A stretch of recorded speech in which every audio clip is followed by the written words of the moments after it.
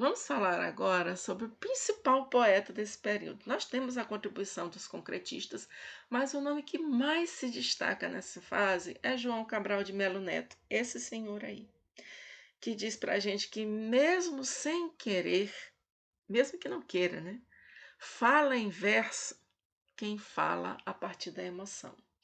Ele era bastante rotulado de poeta não lírico. Dizia-se que o texto dele era tão racional que não tinha emoção, conhecido para a gente como arquiteto da poesia, que estava preocupado em construir o texto na forma mais do que na mensagem. Uma certa injustiça, né? E é dele que nós vamos falar agora. Vamos dar uma olhada? O João Cabral ele vai viver de 1920 até 1999, uma vida até comprida e bastante produtiva. Ele nasceu em Recife, onde ele passou a sua infância, e parte desse período, né, ele ia para Recife, para a capital, no período que ficava estudando. Quando ele estava de férias, ele passava a sua infância no interior, em engenhos de açúcar, que era uma realidade que nós já víamos na fase anterior, expressa ali por José Lins do Rego. Aos 20 anos, ele acaba já indo morar no Rio de Janeiro, onde ele vai tomar contato com as gerações, os poetas da geração de 30. Vai viver como funcionário público e mais tarde vai passar no concurso para diplomata, quando ainda tinha 25 anos. Ele casou-se então com Maria Barbosa de Oliveira, que era neta de Rui Barbosa, considerado um dos homens mais inteligentes do Brasil. E com ela ele teve 4 filhos. Vai viver como diplomata no exterior, tanto nas Américas quanto na África, na Europa. Ele viajava bastante naquele período. Vai se apaixonar numa dessas estadias dele na Espanha por Sevilha, que é um distrito lá da Espanha, que vai servir de tema para muitas poesias dele. Ele ficou encantado por essa cidade. Vai ficar viúvo depois de 40 anos de casado e um pouco tempo depois ele se casa com a poetisa Marli de Oliveira, com quem ele vai ficar casado até seu falecimento. Em 1990, com prestígio de maior poeta vivo, até aquele momento, ele era considerado nosso maior poeta, ele se aposentou e foi morar no Rio de Janeiro, onde ele falece em 1999. Já com 79 anos de idade, foi enterrado no mausoléu da Academia Brasileira de Letras, da qual ele era membro desde 1969. Então, isso é o que a gente sabe da vida de João Cabral de Melo Neto. Ele é um dos atores que caem bastante nos vestibulares, no Enem, nos concursos. Então, precisamos olhar com atenção também para esse poeta. Vamos ver quais são as características desse autor? Segundo ele dizia, ele dispensava a inspiração, que antigamente se cria assim, que o autor, o poeta principalmente, ele só escrevia quando ele estivesse inspirado, sofrendo, assim, uma emoção muito grande, e aí vinha a inspiração para escrever. Ele dizia que não tinha nada disso. Para ele, escrever era um exercício diário. Você ia conseguir um texto bom quanto mais você praticasse. Daí o título que ele vai receber, né, de poeta engenheiro, aquele que vai construindo o texto, reconstruindo, reformando, até esse texto ficar da maneira que ele gostaria. Sempre preocupado com a construção e a precisão desse poema. Então ele tinha muito cuidado, muito zelo com aquilo que ele escrevia e assinava, certo? Ele era assumidamente antissentimental. Sentimentalismo não era realmente a sua temática favorita, mas mesmo assim não quer dizer que ele seja insensível. Ele tinha sensibilidade para captar as situações interessantes, para captar os aspectos curiosos do ser humano, os aspectos importantes da humanidade. Ele não era sentimental, né, de ficar falando de emoções, sentimentos amorosos, normalmente assim, mas ele tinha sensibilidade, tá? É o poeta da razão, porque normalmente ele discute isso de maneira racional, da objetividade direto ao ponto que quer dizer e do equilíbrio no texto, na forma, no trabalho com a sintaxe desse texto, que são características do texto clássico, né? Que já existia desde a época dos Árcades, que se inspiravam na poesia grega, né? No equilíbrio, na forma elegante de se dizer. Então, era um trabalho com o texto de escrita e reescrita, muito cuidadoso. É o poeta também conhecido como poeta da pedra, que representa, além da aridez humana, também a aridez da terra nordestina, porque é o universo sertanejo que vai ser o assunto principal da obra de João Cabral de Melo Neto. Pernambuco, que era o estado dele, tanto o sertão quanto a zona da mata. O rio Capibaribe, lá de Recife, os engenhos, a caatinga, a seca, o agreste, as cabras que sobreviviam nesse ambiente pedregoso, os canaviais da zona da mata, os mangues, a pedra, né, a aridez daquele lugar, a faca, a violência que existia também nesse sertão. Além da Espanha, Sevilha, do Flamengo, da Andaluzia, daquelas regiões da Espanha que também vão ser tema da poesia dele, e A Morte e Vida Severina, que é o texto dele mais conhecido. Nós vamos já já falar dele. Características ainda na obra de João Cabral de Melo Neto é o grande poder de síntese dessa linguagem.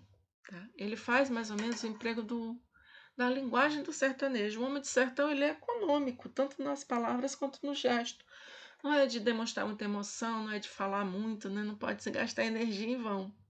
Então, isso vai estar presente no texto dele também. Ele não vai utilizar um texto com mais palavras do que o necessário. A linguagem dele vai ser despida de ornamento, não tem muito enfeite, muito rebuscamento, muita palavra diferenciada ou selecionada porque é chamativa. Não há isso, tá? É bem lógico, bem racional, bem direto. O que às vezes é um emprego de expressões típicas do sertão. A técnica de despojamento sintático e linguístico, isso também vai acontecer, tá? Algumas vezes subvertendo as ordens sintáticas da língua, tá? Ele despoja, ele abre mão disso para a produção do seu texto. Nós vamos ter a presença de elementos poéticos dentro desse texto, tanto o ritmo, quanto a musicalidade, quanto a repetição, né? Há um trabalho com a forma, não se esqueçam disso. Ele tem tendência à racionalização da linguagem e também da humanização, tá? Muitas vezes comparar o ser humano a objetos, a essa pedra, né? Fazer a humanização de seres inanimados para ilustrar o comportamento do ser humano. Ele busca extrair a máxima significação de cada palavra, porque a gente já viu que ele não vai usar muitas. Então, obviamente, ele vai ter que explorar o máximo que ele puder dessas palavras. Ele não fala de sentimentos ou estado de espírito, por isso muita gente chama ele de poeta não lírico, como eu disse para vocês. O principal tema dele, ele é muito conhecido, é o mestre do metapoema. Ele vai escrever várias obras fazendo reflexões sobre o fazer poético. Como é que ele escreve, como é importante escrever, por que se escreve assim, de onde é que vem o verso dele, de que forma ele arruma isso, compara a composição poética com outras ações. Então ele fala muito sobre o fazer poético, ele é o mestre do metapoema. Nós vamos ver já já trechinhos da obra deles que comprovam isso. A obra mais conhecida dele se chama Morte e Vida Severina, que infelizmente era a obra da qual ele menos gostava, era a que ele tinha a menor preferência, porque foi uma obra encomendada e na qual ele fugiu das suas características normais de fazer produção poética. Ela é uma obra encomendada pela teatróloga Ana Maria Clara Machado, que queria fazer uma peça de teatro natalina. Não tinha, segundo ela, nenhum texto natalino que representasse o Brasil. Então, ela vai encomendar para vários autores textos para o teatro, para ser encenado. E, no momento final, ela não chegou a escolher o texto dele, ela escolheu de outro autor. E ele ficou com aquele texto. Mais tarde, quando ele vai publicar um livro, ele vê que o livro está muito fino, ele se recusava, né, enquanto digamos, perfeccionista que era, que o seu texto fosse tão fino. Ele não vou publicar um livro fino desse jeito. Então ele se lembrou que tinha esse texto teatral e fez o quê? Era muito sonoro, era muito rimado e era nordestino. Então ele faz o quê? Ele faz a adaptação desse texto teatral, tira o nome das personagens e transforma ele num texto poético, numa poesia, tá? É um auto de Natal, porque fala sobre o nascimento de um Cristo, só que feito com base no sertão, no sertanejo. Nós temos ali um Severino que vai viver a morte e a vida severina, tanto ele como os outros severinos que ele vai encontrando no meio do caminho.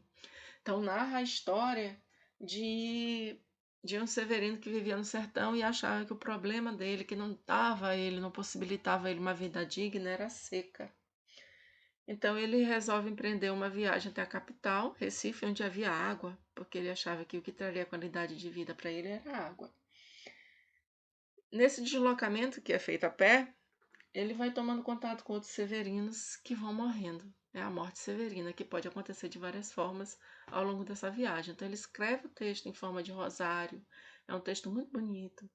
Quando ele chega em Recife e se dá conta de que há pessoas morando, inclusive dentro da água, dentro do rio, nas palafitas. Ou seja, tinha água em abundância, mas continuava miserável. Não era, então, a falta d'água que proibia a qualidade de vida ao nordestino. Isso ele percebe. Chega, inclusive, a pensar em se matar ali, naquelas águas do rio. Mas se depara com o nascimento de uma criança naquela situação de pobreza e mesmo assim bem-vinda, mesmo assim recebendo presentes dos vizinhos simples, mas recebendo a oferta de presentes e percebe a força da vida, que ela vale a pena ser vivida. Então é uma poesia muito bonita.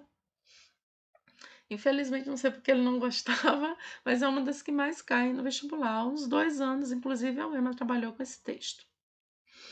Vocês terão trechos dele no livro, tá? João Cabral de Melo Neto, ele passa a ser explorado no livro de vocês a partir da página 201.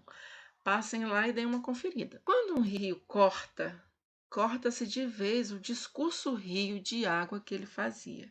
Acabou o discurso dele, ele não se pronuncia mais. Cortado, a água se quebra em pedaços. Como? Em poços de água, em água paralítica, que não sai do lugar diferente da água do rio. Em situação de poço, a água equivale a uma palavra em situação dicionária. Está no dicionário. Isolada, estanque no poço dela mesma. E porque assim estanque, estancada, muda. E muda porque com nenhuma comunica. Porque cortou-se a sintaxe desse rio, o fio de água por que ele discorria. Então ele faz associação aí entre a palavra e um rio cortado. A palavra que está no dicionário ela é como um rio que ficou parado e não se comunica com ninguém. Ela também está parada no dicionário sozinha. Para discursar algo, ela precisa se comunicar com outras palavras e estar dentro de um texto.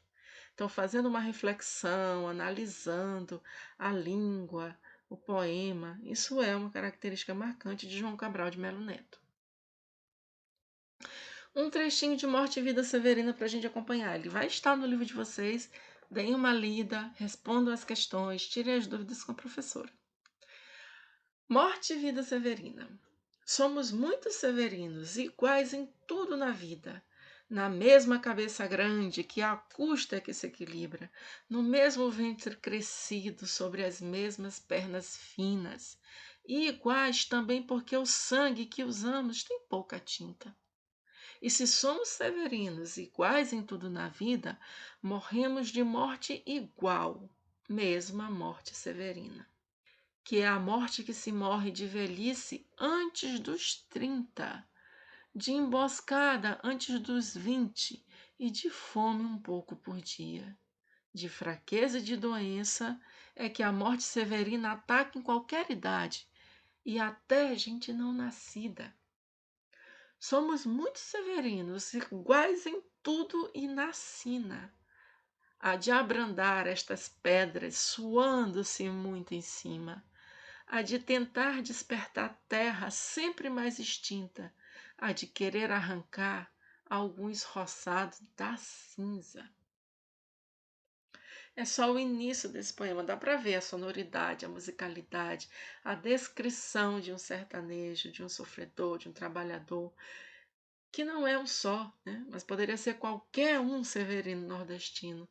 A vida que eles têm, a morte que ele tem. É isso que a gente vai acompanhar nesse poema. Também muito bacana, quem quiser pode buscar no YouTube.